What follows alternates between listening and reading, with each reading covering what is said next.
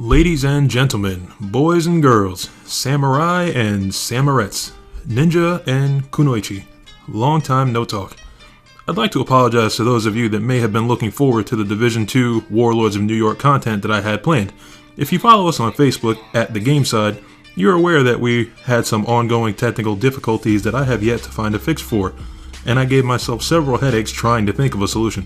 My solution for now is to forget about it, because today we're diving into Nioh 2, developed by Team Ninja and published by Koei Tecmo. Before we get started, I should admit that I only briefly played the beta for the first Nioh game, so I do not entirely know what gameplay features are present in the sequel that were not in the previous title, so don't yell at me. With that being said, let's get to it. Nioh 2 starts off with pretty normal events, all things considered. The protagonist, your character, is a half yokai, a sort of demon, phantom, or supernatural being common in Japanese folklore. Your earliest memory as a baby was seeing your mother, a yokai woman, get murdered by a yokai man enveloped in dark energy. While they don't explicitly state how much time passes between that scene and the time the game takes place, I figured 20 years was a good guess. The year is 1556. You wake to the frantic cries of a villager running scared from a yokai. You make short work of him, and then the villager hightails it out of there in fear, not even thanking you for saving his life. And when you close the door and head back inside, you notice a letter sitting neatly on top of the only piece of furniture you have in your hut. Naturally, you have to figure out who sent it.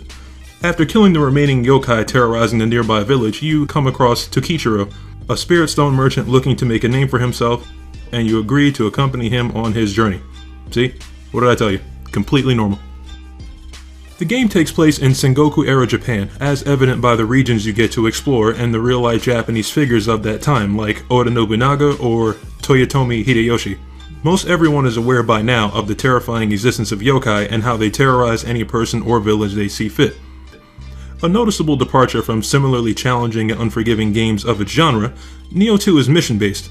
Story missions and side missions are color-coded, have a rewards list, a level requirement, and both are replayable, so you always know just how much trouble you're getting into.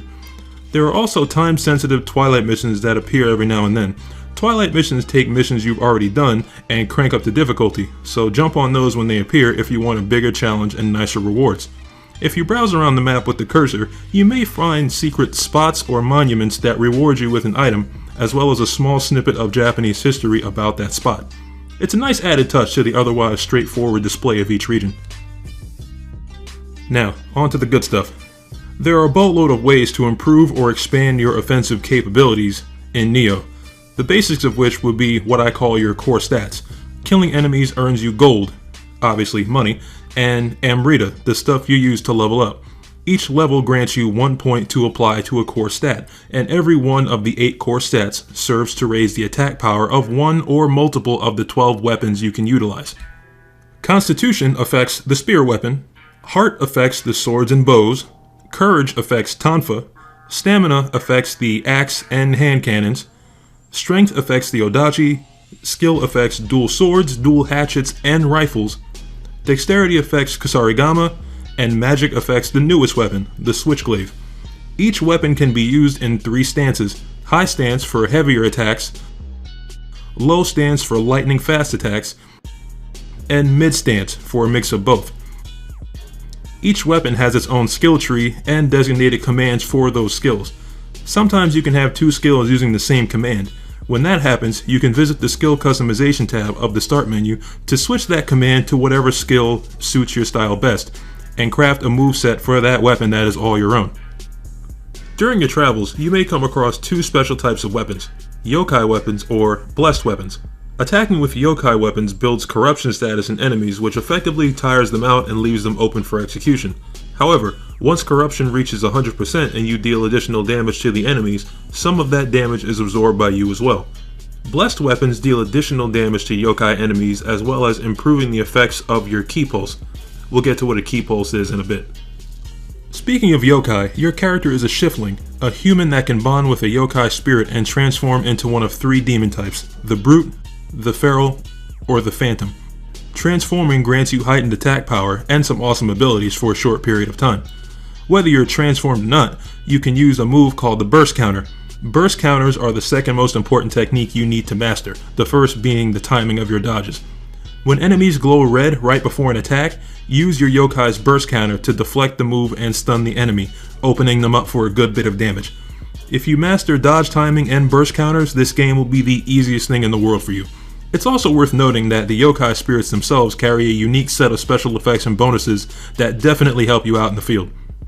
Over the course of the game, you will amass many different yokai spirits, and you can freely switch between them at the shrines you find throughout each level. Shrines are checkpoints of sorts that you can rest at. There are always more than one in a level, allowing you to level up, or to summon a partner to help you, or prepare jutsu or Nioh magic skills. You can also ask the Kodama spirits for a blessing. Kodama are little green spirits scattered throughout most levels. You can find and send them back to the shrine, and they will in turn offer you blessings.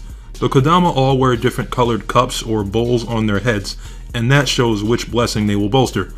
Each region has a set amount, so be sure to find all the Kodama to receive the best bonuses. Shrines also allow you to attune soul cores.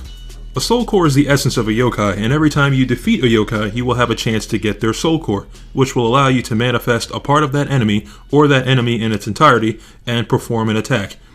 Bosses drop soul cores as well, so you can see how these might be useful in battle. You can equip a maximum of 2 soul cores at a time, or none at all if you're really brave. Soul cores require anima to use. Anima is that purple gauge under your ki, or stamina, the green bar, as I mistakenly call it almost always.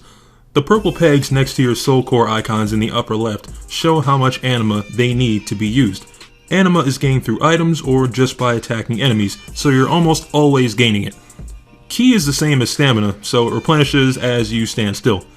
If you do a ki pulse at the right time after attacking, you regenerate ki at a much faster rate. While walking around, you may come across yokai-influenced areas. These areas dissipate when you find the yokai responsible and show them the error of their ways. While in these areas, not only do you take increased damage from enemies, but your ki replenishment is a bit slower. Painfully so if you're standing in a yokai energy pool that enemies tend to leave behind.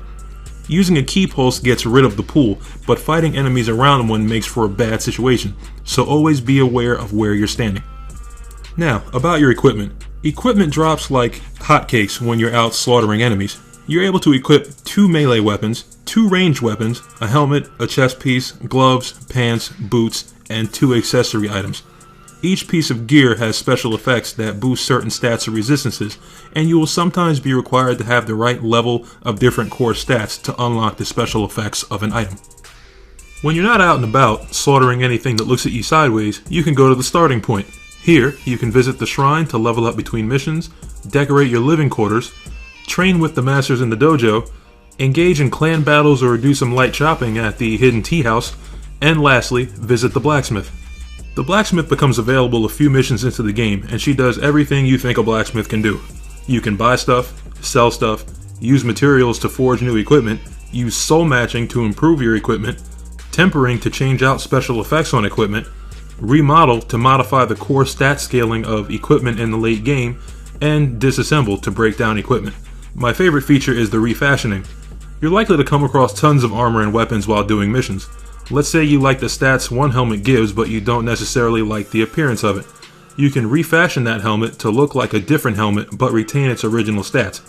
You can only refashion appearances from armors or weapons you have previously owned, though, and owning these various armors also makes them available for purchase directly from the forge.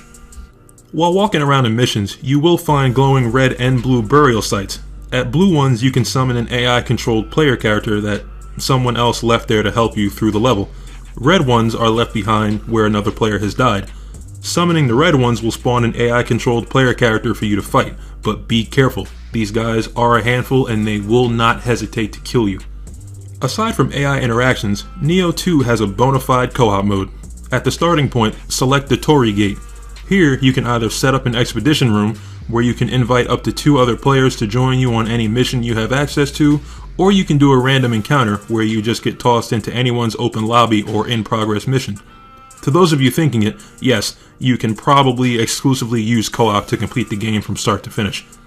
Expeditions have a meter that shows how many lives you and your partners have left before the expedition is declared a failure. Clearing yokai fog zones replenishes this meter, so never ignore those. I'm sure this goes without saying, but the more people you bring, the more damage enemies take, and the more damage they dish out. so be sure to work together with your group to get out alive. I myself have yet to complete the game. According to some estimates I've seen, it should take Nioh veterans 50 to 120 hours to complete the game, and 90 to 150 hours if you're brand new to Nioh. I'm brand new, but I picked up on the game's mechanics pretty quickly, so I'm estimating it should take me no more than 85 to 95 hours. I'll update the Facebook page when I complete it for anyone who's even remotely interested in my completion time. After I finish, I'll probably jump right into New Game Plus anyway. I tend to do that with games like this.